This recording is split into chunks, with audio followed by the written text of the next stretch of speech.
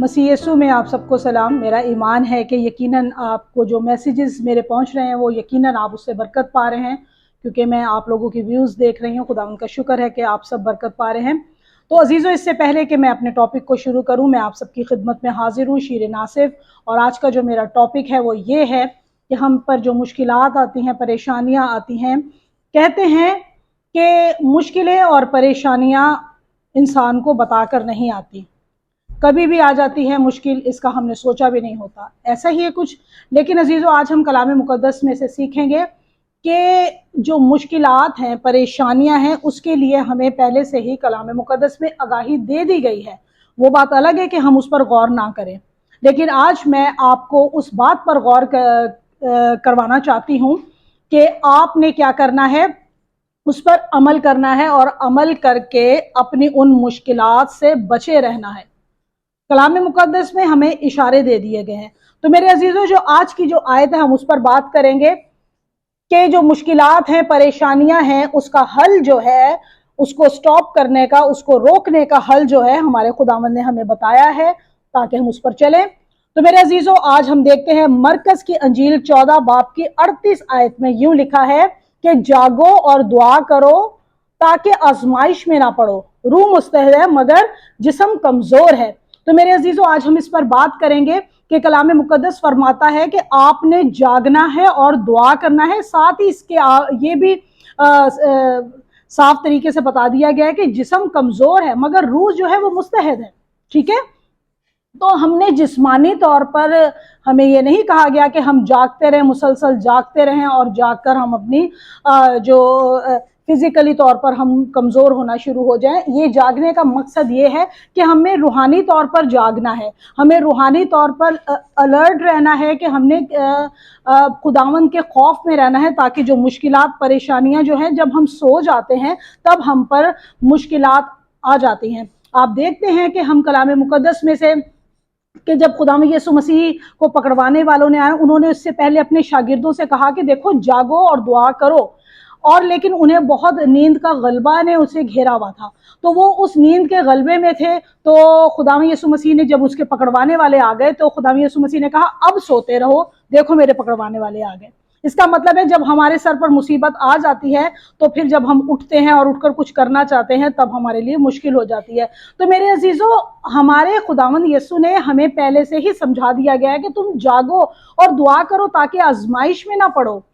अब ये जो जागना है ये हमारे वाकई बस की बात नहीं होती, लेकिन हम खुदावंद से दुआ करें और दुआ करने से सब कुछ हो जाता है, क्योंकि खुदावंद यीशु मसीह यहाँ फरमा रहे हैं कि दुआ करो, जागो और दुआ करो और कहो कि खुदावंद हम मजबूती से जागते रहें। तो अजीजों, हमने अपने हालात को देखते हुए, हमने सारी इन बातों को देखते हुए अपनी जिंदगी में अब रूहानी तौर पर हमें जागते रहने की जरूरत है, ताकि कहीं हम आजमाइश में ना पड़ जाएं।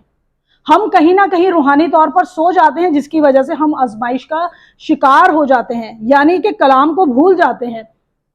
हम देखते हैं कि कलाम मुक़द्दस में दाऊद बादशाह ने फरमाया कि मैंने तेरे कलाम को दिल में रख लिया ताकि तेरे खिलाफ गुनाह ना करूं। जब आप दिल में रख लेते हैं तो आप गुनाह नहीं कर पाते हैं, आप आजमाइश में नहीं पड़ते हैं।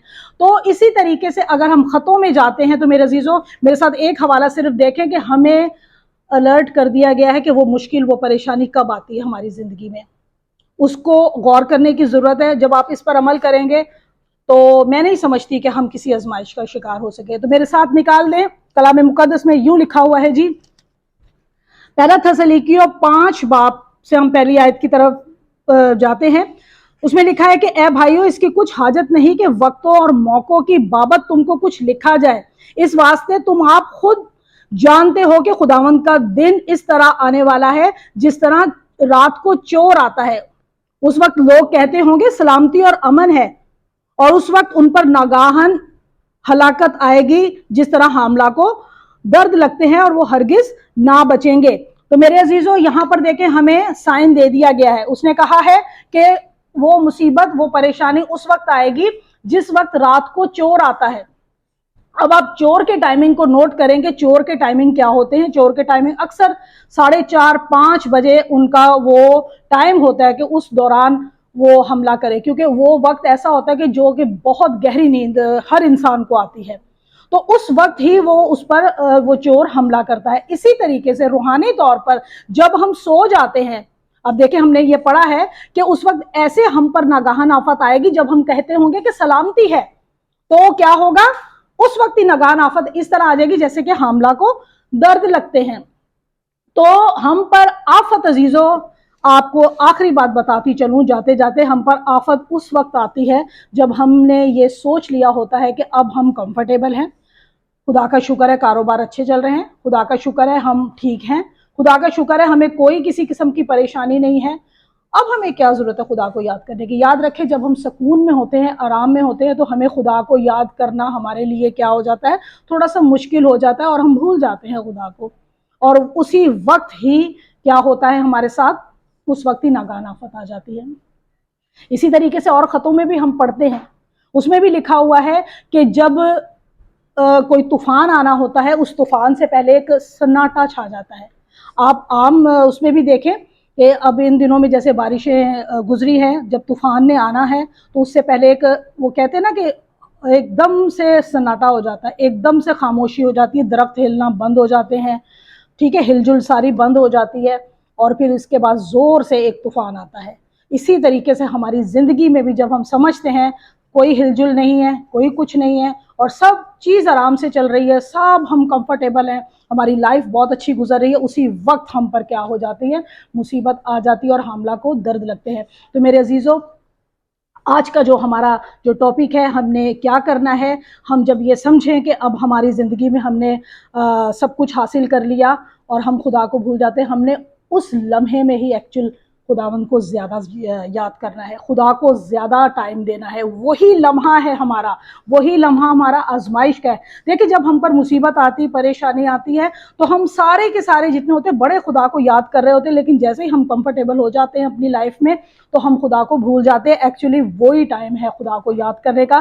تو میرے عزیزوں، جو اس میسیج کو دیکھ رہے ہیں، جو یہ سمجھ رہے ہیں کہ ہماری لائف اس وقت بہت اچھی جا رہی ہے، وہ غور کر لیں کہ کبھی وقت کا پتہ نہیں، اسی لیے کلام مقدس فرماتا ہے کہ جاگو اور دعا کرو تاکہ آزمائش میں نہ پڑو۔ تو خداوند اس کلام کے وسیلے سے بڑی برکت بخشے۔ تو عزیزوں، جاتے جاتے ایک میں آپ سے بات کہتی بھی جاؤں، اگر کوئی یہ سمجھتا ہے کہ ہمیں ہمارا کوئی مسئلہ ہے، مسائل ہے، تو مجھے کمنٹ آپ کر سکتے ہیں، تاکہ اس کمنٹ کے مطابق ہم اس بائبل میں سے اس حل کو دیکھ کر آپ تک میں یہ کلام پہنچا سکوں۔ تو آپ کمنٹ بھی مجھے کر سکتے ہیں۔ تو خداوند اس کلام کے وسیلہ سے مجھے اور آپ سب کو بڑی برکت بخشے۔ آمین۔